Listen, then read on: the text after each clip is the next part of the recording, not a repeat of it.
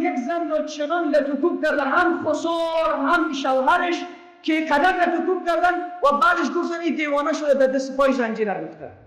قاضی عیاض مالکی رحمت الله علیه از بزرگان دین است. این روز از روزها به دیدن یکی از علمای سرشناس شهر خودش میرود. اون کتاب نوشته کرده، بسیار قیمت بها، سابق پرنت نبود، سابق کامپیوتر نبود که آیسه زود نوشته بکنه، یا قلم نبود، به سختی کاغذ پیدا نمیشد، به سختی رنگ به دست می آوردن کتاب نوشته بکنن. بعد این بزرگ دین کتاب خیلی زیبایی نوشته کرده و زحمت چند ساله. این قاضی عیاض رحمت الله علیه برای این عالم گفت چی میشود کتاب خود را به من بدی، من بسیار به امانتداری این کتاب را نگاه میکنم و مطالعه میکنم، دوباره سریع به تو برمیگردم، فردا به تو برمیگردم. این عالم برایش گفت ای بزرگ دین، فقط یک نسخه داره، بس زحمت نوشتهش کرده، متوجه باشید گفت خوب است. وقتی قاضی عیاض کتاب را گرفته می آورد داخل خانه، شروع میکنه به مطالعه کردن. آنقدر به مطالعه گرم میشه که زنش چند بار به قاضی عیاض اشاره میکنه که بیا وقت خواب است، بیا که در بستر بیا در بستر بیا. قاضی عیاض چنان گرم شده به مطالعه کتاب که توجه به زن نمیکند. بعد از اینکه صبح می شود، قاضی عیاض مالکی رحمت الله علیه می رود به مسجد برای نماز. بعد از نماز به درس شروع میکنه، درس شاگردان رو میده. همین که میآید چاش گرسنه هم شده، به همسرش میگه همسرم چی پخته کردی؟ میگه تو بشی آل برات کشیده میارم.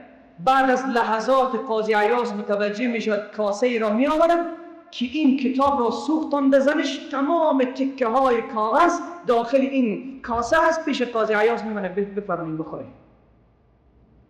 قاضی عیاض می چی کار کردی؟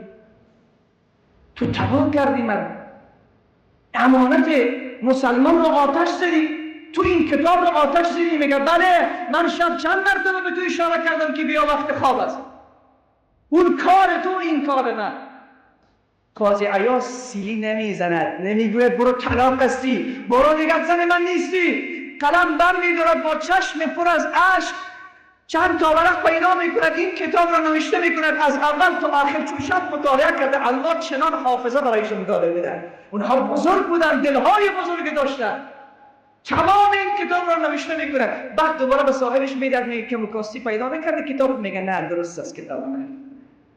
ببین عزیز من، این برخورد اولیای خدا و بزرگان دین در برابر زنانشان بوده. کعب الاحبار میفرماید هر زنی که در برابر بد اخلاقی شوهر خودش صبر میکند، الله جل مجدود بر او ثواب آسیه زن فرعون را میده.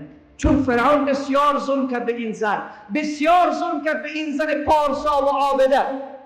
حضرت آسیه چنان جایگاه و مقام دارند که اگر شما قرآن را مطالعه بکنید، آیه 11 سوره تحریم، الله رب العزت و الجلال میگه این زن که آسیه است هنوز از دنیا نرفته بود که الله پرده های آسمان را دور کرد، همون جایگاه بهشت را برای این زن در دنیا برایش نشان داد.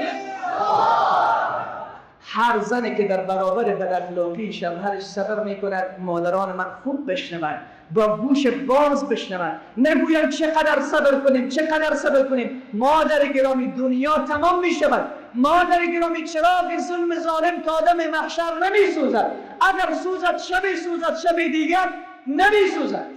این دنیا زود خاتمه پیدا میکند، ولی سرای آخرت سرای ابدیت است، هیچ وقت پایان نمییابد. اونجا حسن یوسف، اخلاق محمد، آواز بلند صلی الله علیه و سلم و طاعت آنشان. فقط دنیا صبر کن برادر عزیز. اگر تو به آزار و اذیت زن خود صبر کردی، کعب الاحبار میفرماید ثواب تو مثل ثواب حضرت ایوب نبی است. یک بار بگو الله اکبر. مثل ثواب حضرت ایوب نبی است. بزرگان زیادی بودند. حتی امام محمد غزالی رحمت الله علیه میفرماید یکی از صفت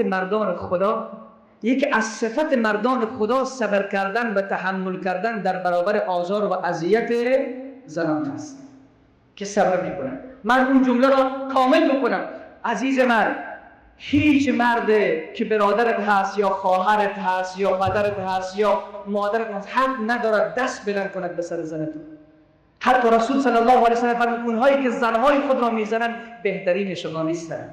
اونها اصلا چیزی نمیدانند.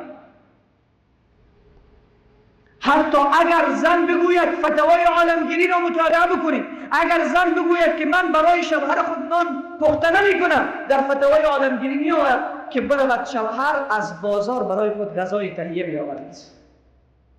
الله جل مجدود در قرآن چی میگه؟ شما زن بگیریم لتسکنوا الیها، تا در کنار زنانتون به آرامش برسید، در کنار زنانتون آرام شوید. ولی ما زن میگیریم، زن رو وسیله پخت و پز قرار دادیم. تمام، حتی در شما بروید در کوهستان، تمام کار شاقه‌ای که هست به سر زنان میکنن. درم را باید زن بکنن، قولمه را باید زن بکنن. هست یا نیست؟ با آواز بلند میشنو.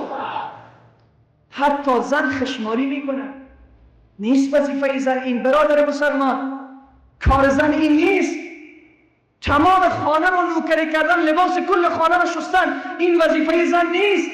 تو لباس تو را تنها باید بشوید. اگر یک زن لباس خسر و خشوع خود را میشوید، خوشا و سعادتش بهترین زن است، اما حق واجبش به سرش نیست. میگی این حدیث به درد ما نخورد، کار یاد نداره. خب ما خانه ها رو خود ما برهم زدیم، ما محبت های خانه رو خود ما شکست دادیم. تمام صبح این زن کار میکند و میکند تا آخر روز ما از بازار آمدیم، دخترای آرایشگر در بازار دیدیم. وقتی میاییم این زن بیچاره لباس مندرس و کهنه در تنش، تمام روزم کار کرده، خسته و مانده است. میگیم قواری از رسید، سر و صورت از رسید. یک کمی باید فکر کرد. من خیلی ساده تر میگویم که قضیه ها همین گونه است، مشکلات همین گونه است. عزیز من، ما زود قضاوت میکنیم، زود فیصله میکنیم، زود عصبانی میشیم، زود به خشم میاییم، در حالی که نباید. انما النساء شقائق الرجال. یکی از علمای دین میگه زنان از خود شما خلق شدن، از قبرگاه‌های چپ خود ما شما خلق شدن، از قبرگاه‌های چپ بالا خیلی کشتر هستند.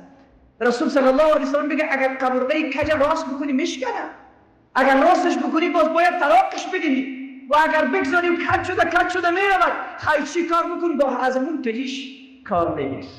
رسول صلی الله علیه و سلم فرمود استوصوا بالنساء خیرا فانهن خلقت من ضلع. زنها از قبرگاه‌های چپ شما خلق شده، از قبرگاه‌های چپ آدم خلق شده. پس اونها کج هستند، اگر بخوای راستشان بکنی میشکنن. یعنی راستیشان علما میگه طلاق است، و اگر به حالشان بگذاری کشتر شده میرون، از کجیشان کار بگیری. این روز مرد میگه زن من مثل من باشه، نمیشود برادر، نمیشود.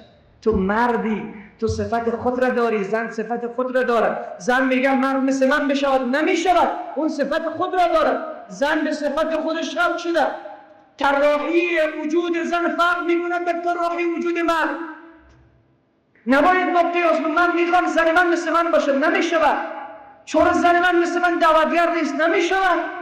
چون زن من مثل من حافظه ندارد، فرق میکند. حافظه امام بخاری با زنان فرق میکند، حافظه مردم با زنان فرق میکند. در طول تاریخ ما حضرت عایشه صدیقه رضی الله تعالی عنها 2210 حدیث روایت کرده. اما مردان داریم که 7 لک حدیث حفظ داشته. چقدر؟ 7 لک حدیث حفظ داشته. فرق میکند. یعنی الله جل مجدود مردان را قسم دیگر ساخته، زنان را قسم دیگر ساخته. باید تحمل بکنیم، از همون سختی ها کار بکنیم و زندگی خود را، بستر خانواده خود را یک بستر با محبت قرار بدیم. 4 تا آزادی به زن باید داد. اول اینکه زن وقتی در کنار ما قرار میگیرد، عزیز من، باید آزاد باشه. زن احساس نکند که خسر من مرا لطکوب میکند، خشوع من مرا لطکوب میکند. بسیاری ها تماس میکشد، میگه خسر من چنان مرا زده. اون روز کسی با من احوال داد، یک زن را چنان لطکوب کرده، هم خسر هم شوهرش، که قدر لطکوب کردن و بعدش گفتن این دیوانه شده، به دست پای زنجیر گرفته. این ظلم است. الظلم ظلمات یوم القیامه. ظلم تاریکی هاست روز قیامت. اینهایی که ظلم میکنن فکر میکنن خدا نمیبینه.